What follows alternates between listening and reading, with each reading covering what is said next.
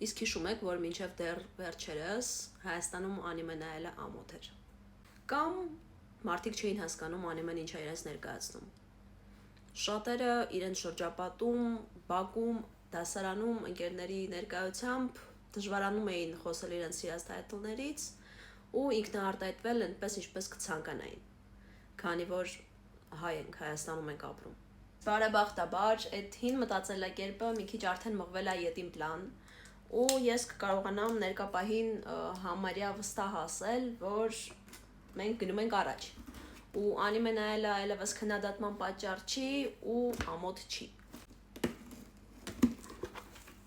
Ցավոք այդ մենք չենք արել, այդ արել է ժամանակակից փոփ մշակույթը, որը դարձրել է անիմեն ոչ միայն ժամանակակից արվեստ, այլ նաև կուլտ։ Նույն Netflix-ը, նույն ամերիկյան հոլիվուդյան կամպանիաներ, որոնք ժամանակին մենակ նկարում էին կոմիքսների հիման վրա Spider-Man, Batman եւ այլն, սկսել են նկարահանել նաև անիմե,